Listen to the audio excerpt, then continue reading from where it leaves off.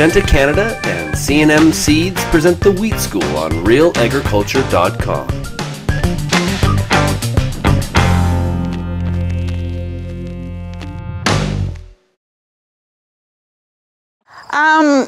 What's actually kind of facilitating the change is actually the Canadian Grains Commission that's kind of deciding to, in terms of the quality parameters of some of the different types of varieties that are available, moving some of the what's now considered, Canadian Western Red Winter varieties into the Canadian Western General Purpose class.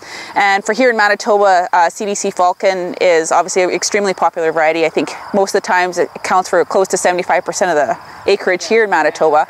It's one of those ones that's being proposed to be moved, I guess, August 1st of 2014. So there's a few other ones that aren't as popular here in Manitoba that have been moved, that will be moved next year, August 1st, 2013. But for CDC Falcon, it'll be the following year.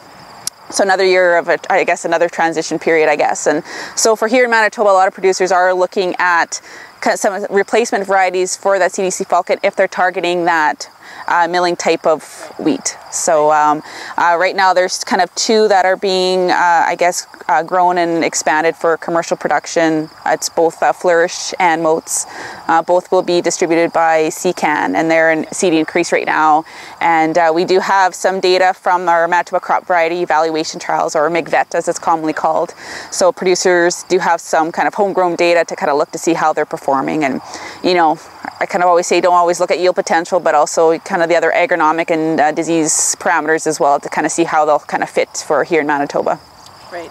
Obviously, Fusarium head blight being one of the big ones, but also the leaf disease. Yeah, exactly. Yeah, often here in Manitoba, a lot of the varieties that are currently available do have that, either MR or moderately resistant or resistant ratings to both leaf and stem rust, so that's not a huge of a concern, but Fusarium head blight definitely is one of those ones that can definitely have an impact on both yield and quality of a winter wheat crop here in Manitoba. So I think for this year, for the first time, we have actually some ratings available in our seed guide that will be published beginning of December, which is Seed Manitoba 2013, I guess is what it is.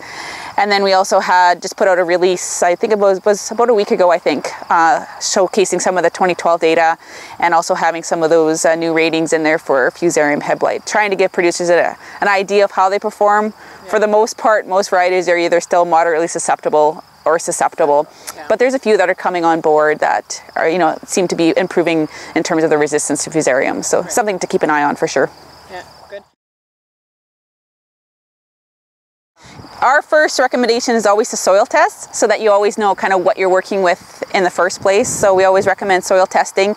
In terms of when you're actually seeding the crop, usually we do recommend putting down phosphate with the seed while you're seeding, and that's usually just because there's been lots of research that has shown that applying phosphate at seeding time actually improves and can help winter hardiness, winter survivability, and then it also helps the crop get going the following spring. So you're kind of getting, two bangs for your buck type of thing.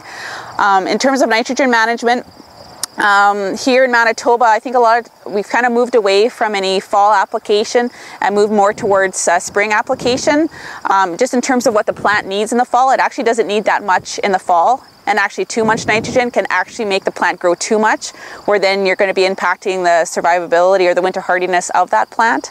So I think we moved a little bit away from fertilizing in terms of nitrogen in the fall and moving it towards in the springtime, so when the crop is actually going to be kind of needing it and uptaking it. So we've kind of seen that movement there.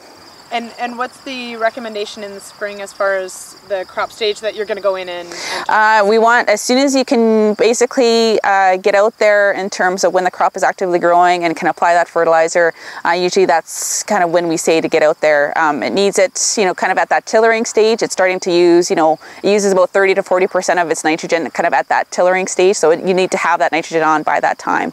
So there's always the concern, wet conditions or something like that could kind of keep guys off the land in terms of applying it in a timely fashion.